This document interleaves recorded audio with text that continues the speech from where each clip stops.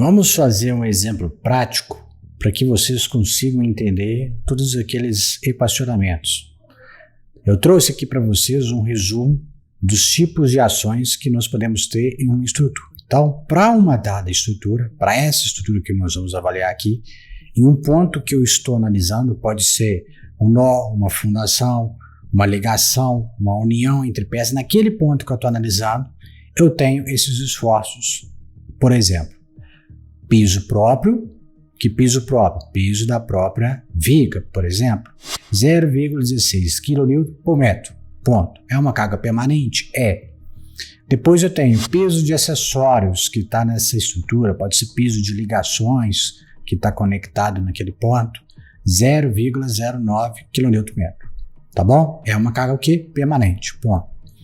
Depois eu tenho uma carga ali num ponto específico de ocupação da estrutura. Então, é uma carga, por exemplo, de pessoas, 0,66 kN.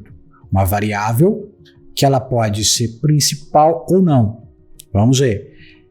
Eu tenho uma outra ação que é variável, vento, 30 kN por metro. Tá bom? São valores hipotéticos aqui para a gente fazer esse exemplo. O que eu quero mostrar para vocês? Que para uma viga, por exemplo, que eu estou analisando, eu estou enxergando que eu tenho dois pesos próprios, que são duas ações permanentes, mas eu tenho duas ações variáveis, sendo que em algum momento o vento pode ser a carga principal, mas em algum momento a ocupação da estrutura pode ser uma carga permanente para aquela viga que eu estou analisando. E isso são cargas de uma condição normal. Peso próprio, ocupação da estrutura, pessoas, vento, uma coisa normal. Então, nessa situação, a análise que tem que ser feita é para a equação de combinação normal. E aí, o seguinte, como que funciona? A equação pede, olha, pega para mim todas as suas ações permanentes e multiplica pelo gama de ação permanente. Então, a minha primeira carga permanente era o quê? Piso próprio. Então, eu peguei o 0,16 e procurei qual que era a carga de ponderação dela. Carga de piso próprio é o quê? 1,25. Então, por isso que eu multipliquei aqui por 1,25. Depois, eu tenho uma outra carga, que é o quê? De peso de acessórios. Peso de acessórios, a gente utiliza aqui 1,5. Peso de próprio de elementos construtivos, em geral, e equipamentos. Tá aqui, ó, 1,5 vezes 0,09. Pronto, acabei a primeira parte da minha equação. Se tivesse mais 300 pesos aqui para ser considerados, cargas permanentes, eu teria que considerar para aquela viga em específico que eu estou analisando. A pergunta que eu estou me fazendo aqui é o seguinte, para essa viga que eu estou analisando, qual é a carga que está atuando ali?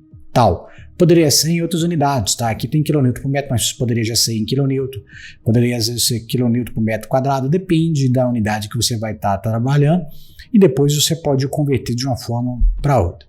Eu não vou entrar muito em detalhes aqui porque isso não vai agregar muito valor a vocês. Eu quero mostrar como que é a montagem da equação. Então a primeira fase foi feita, agora vem a segunda. A norma está pedindo. Você tem várias ações variáveis, certo? Me aponte uma agora para eu considerar ela como sendo principal. Pá. Então eu trouxe aqui uma ação, para essa ação aqui que é a principal, tem duas situações que podem entrar ali. Tanto a ocupação da estrutura como sendo principal, quanto o vento sendo principal. Quando a ocupação da estrutura for principal, eu vou trazer aqui o 0,66 e junto com ele eu vou trazer o coeficiente de ponderação para essa carga.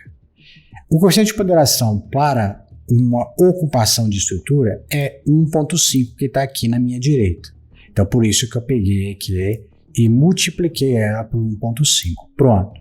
Essa daqui é a minha carga, né, principal, né, variável. Agora vem o restante da minha equação, que eu vou ter que fazer o somatório de todas as outras cargas variáveis que eu tiver na minha estrutura. Como só tem uma, então o restante da equação vai ser, vamos lá, coeficiente de ponderação para essa ação. Como é um vento, então ficou aqui, 1,4. Depois pede, tá, para o vento, qual é o coeficiente π0? π0, vento, tá aqui, ó, vento, vai ser o quê? 0,6, por isso que tá aqui, ó, 0,6. Depois vem a carga de vento. Então, isso daqui foi a combinação considerando a ocupação da estrutura como sendo o principal. Quando for ao contrário, é a mesma coisa. A primeira fase da equação continua a mesma coisa, então está aqui, ó, 1,25 mais 1,09. Depois, eu vou trazer agora, ao invés de trazer a minha ocupação como sendo a ação principal, vou trazer o vento como sendo o principal. Vento principal está aqui, 30. Qual é o coeficiente de ponderação para vento? 1,4. Então, por isso ficou aqui, 1,4 vezes 30. Agora, continua a equação. Somar todas as outras combinações fazendo essa modelagem aqui. Qual é o coeficiente de ponderação para? Qual é a outra carga que é aqui? Ocupação, né? Porque o vento já consumiu ele aqui como principal. Então é 1,5. Por que 1,5? Porque a ação variável, demais ações variáveis, incluindo as decorrentes de uso e ocupação, é 1,5. Depois, π0. π0 para uso e ocupação.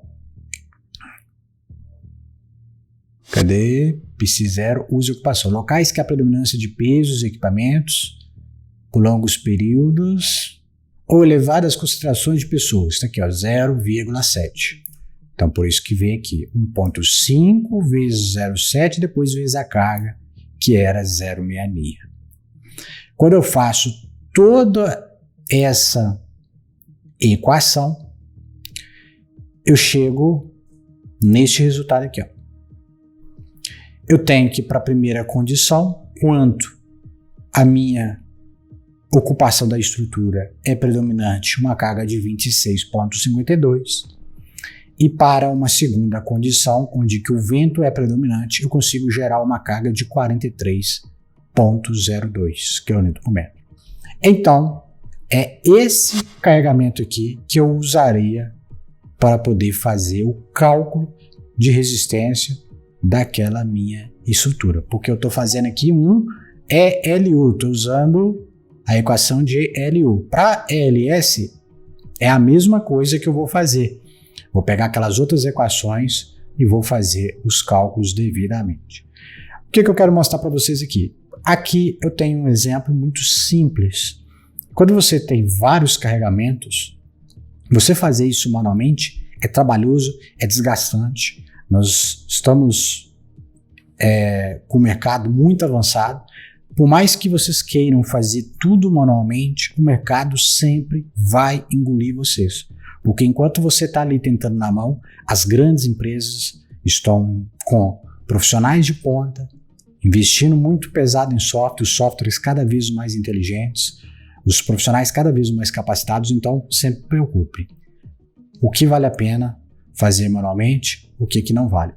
Então aqui eu tenho um exemplo muito simples, fácil de ser resolvido, mas o que eu quero mostrar para vocês é o seguinte, que é uma estrutura mais complexa, não simétrica, com carregamentos que não são muito simétricos. Tentar fazer manualmente leva-se muito tempo, você não tem prazo de entrega, o seu tempo gasto executando projetos é muito grande, você no período de um ano você começa a ter perdas. Então, evitem a todo custo tentar economizar na aquisições de softwares. Quanto maior for a sua produtividade, mais rapidamente você vai sufocar os concorrentes. Tá bom? Então aqui eu mostrei para vocês como que calcula manualmente. Depois eu vou mostrar outro exemplo para que vocês possam compreender mais ainda isso daqui.